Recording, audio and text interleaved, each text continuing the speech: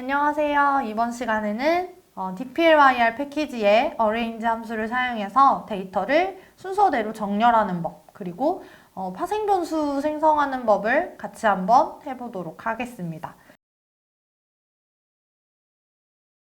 먼저 첫 번째 arrange 함수부터 사용해 볼 건데요. arrange 함수는 말 그대로 정렬할 때 사용하는 함수예요. 지난 시간에 사용했던 이그잼 데이터를 계속 활용할 건데 혹시 지난 강의를 못 들으신 분들을 위해서 다시 한번 이그잼 데이터를 로딩하도록 하겠습니다. 이그잼 데이터 로딩 해주셨으면 dplyr 패키지를 다시 한번 로딩해 주도록 하겠습니다. 혹시 지난 강의에 이어서 연강하지 않으시고 이번 강의만 보신 분들은 dplyr 패키지를 로딩해 주셔야 arrange 함수와 mutate 함수를 사용할 수 있습니다. 꼭 dplyr 패키지 로딩해 주세요. 저희 학생들도 많이 질문을 하는 게 선생님 안 돼요 해서 가서 이제 확인을 해보면 dplyr 패키지 로딩하지 않은 경우가 거의 절반 이상이더라고요. 아마 여러분들도 몇몇 분께서는 dplyr 패키지 로딩 하지 않으셔서 좀 문제가 발생을 하실 것 같아요. 자, dplyr 패키지 로딩을 해주시고요. 수학 점수 순으로 정렬해 보도록 하겠습니다. 이그잼 데이터에다가 또 파이프 연산자 달아주셔야겠죠? 컨트롤 쉬프트 M 누르시면 돼요. 이그잼 데이터에다가 arrange 함수를 적용할 건데 나는 수학 점수를 기준으로 정렬하겠다 해서 수학 점수라고 넣어주시면 돼요. 자, 그런데 명령 수행했을 때 도출된 데이터를 보시면 수학 점수가 오름차순으로 정렬이 돼 있어요. 이제 그 말은 가장 점수가 낮은 학생이 맨 위로 와 있는 걸 보실 수가 있어요. 나는 오름차순이 아니라 수학 점수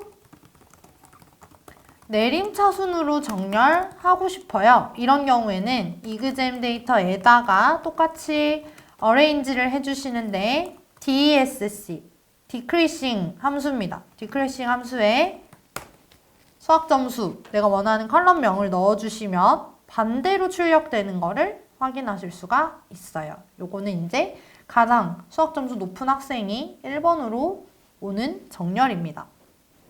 그리고 두 번째, 내림차순으로 정렬, 오름차순으로 정렬까지 했고요. 그 다음에 기준을 2개 이상 두고 싶은 경우가 있어요. 예를 들어서 반별로 먼저 정렬 후에 수학 점수 내림차순으로 정렬하고 싶어요. 그럼 결과가 어떻게 될까요? 일반 학생들 기준으로 먼저 정렬하고 나서 그 다음에 일반 학생들 안에서 수학 점수 가장 높은 학생이 또 1번으로 오게 되겠죠. 한번 결과를 직접 확인해 볼게요.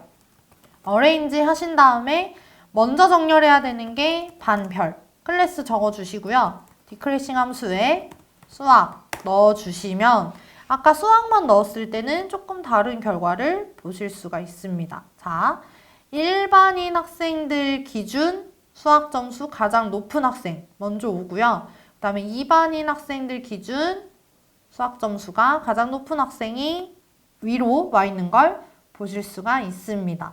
그래서 정렬할 때 기준을 2개 이상 줄 수 있다는 거 알고 계시면 되겠습니다. 자, arrange 함수는 여기까지예요. 굉장히 간단합니다. 사용법이.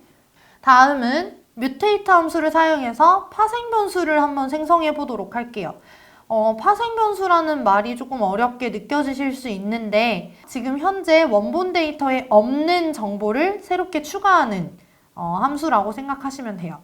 무슨 뜻이냐면 지금 제가 드린 이그잼 데이터를 보면 수학, 영어, 과학 점수가 개별로는 존재하고 있으나 그래서 이 학생의 모든 점수에 대한 평균이라는 평균값은 없어요. 그래서 이 학생들 학생별 평균 점수 데이터를 추가해보고 싶어요. 없는 데이터를 새롭게 만드는 걸 보고 파생 변수라고 하거든요. 그래서 우리는 지금 mutate를 사용해서 파생 변수를 추가하려고 합니다. 자, 이그잼 데이터에다가 마찬가지로 파이프 연산자 달아주시고요. mutate 적어주시고 내가 추가하고 싶은 컬럼명을 먼저 적어요. 그러니까 변수명을 먼저. 평균이니까 avg라는 함수를 사용을 해볼게요. 자, 평균. avg는 평균 계산하는 법이 뭐죠? 자, 수학 더하기 영어 더하기 과학 점수 해주신 다음에 이 더한 결과를 3으로 나눠주시면 평균 점수가 만들어지겠죠. 3으로 나눠주시면 아까는 없었던 평균 점수가 새롭게 만들어진 걸 보실 수가 있습니다.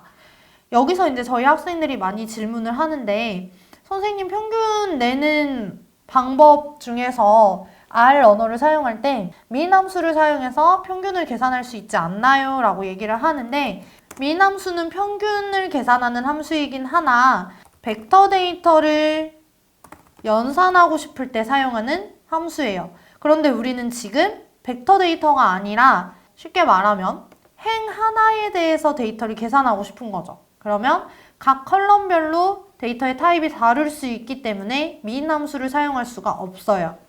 데이터 프레임에서는 연산하고 싶을 때는 민을 사용하실 수가 없습니다. 그래서 제가 컬럼명을 전부 다 이렇게 명시를 해준 거예요. 학생별 평균 점수 데이터를 추가했고요. 또 저희 학생들 많이 질문하는 게 방금 제가 뮤테이트로 avg라는 컬럼을 추가했는데 다시 이그잼을 확인해보면 avg라는 평균 점수가 없어요. 이그잼 데이터가 바뀌려면 방금 저희가 뮤테이트 함수를 적용시킨 건 단순히 확인하는 용도로 사용을 한 거예요. 그래서 이그잼 데이터에 적용을 하고 싶으시다면 방금 명령을 작성해 주시고 왼쪽에 나는 이 결과를 이그잼 데이터에 다시 반영하겠다 하는 화살표, 대입 연산자를 사용하셔서 꼭 대입을 해주셔야 합니다. 원본 데이터에 반영하고 싶다면 꼭 대입 연산자를 사용해 주셔야 합니다. 대입 연산자는 다른 말로 여러분들이 좀 편하게 화살표라고 얘기를 할게요. 화살표를 사용하셔서 꼭 반영을 해주셔야 합니다. 자, 여기까지 어레인지, 정렬하는 함수, 뮤테이트, 파생 변수 생성하는 함수를 한번 배워봤는데요. 다음 시간에는 뮤테이트 함수를 사용해서 조금 더 복잡한 파생 변수 생성하는 법을 배워보도록 하겠습니다. 그러면 다음 시간에 만나요.